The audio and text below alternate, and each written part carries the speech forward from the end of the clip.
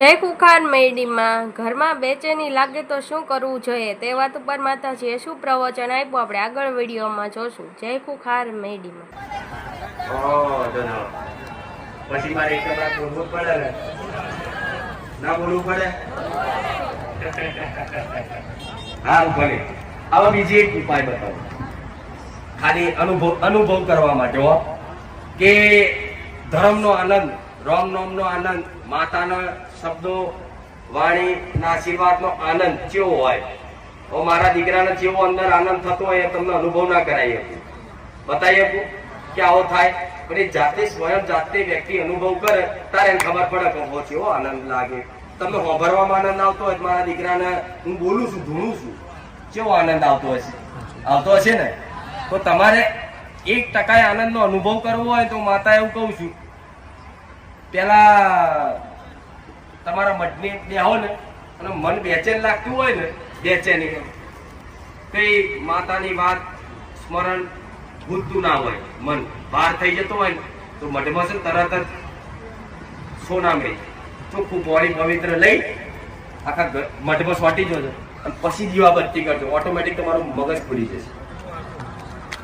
આ શું ખોટું? જ્યારે બી એવું થાય એટલે તરત જ કરી દેવાનું. હું તો કહું દાડામાં 3 વખત થાય તો 3 વખત કરો. ભગવાન એક નિયમ છે, મોણસ તો 3 વખત દાડામાં 3 વખત નાહવાનું અને 1 વખત ખાવાનું. ક્યાં ઊંધું થઈ ગયું? તો આપણે 3 વખત પાણી છોટો ઘરમાં નયા બરાબર થઈ જશે. આ શું નહીં? અને એનાથી બીજો વિશેષ ઉપાય, કદાચ એનાથી વધારે ઘરમાં કોઈ તમને બેચેની, જો અમુકના મોટો પ્રશ્ન હોય દીકરા દીકરી બધાનો, કે નોકરીથી આયા, ઘરમાં પગ મેલ્યો અને કકરાટ બધાને આવું હોય. શાંતિથી આખો દાડો મહેનત કરીને આવ્યો, હોજે ઘરમાં ખાવાનું પહેવાનું ટાઈમે જ કદાચ નવું ઊભું થાય, આ તેમ પેલું આમ કહેતો તેમ કહેતો ઝઘડો થાય. તો એનું કારણ શું?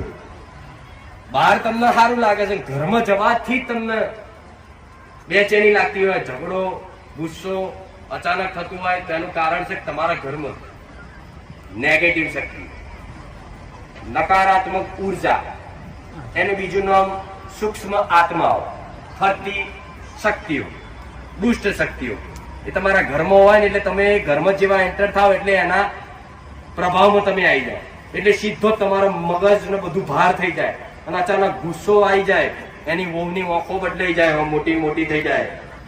કોકના દીકરાને દોત કચીડે, મૂક્યું તો ભાજન એટલે એવા દોત કચીડ છે ને જાણે કે આ એનો પ્રભાવ હોય.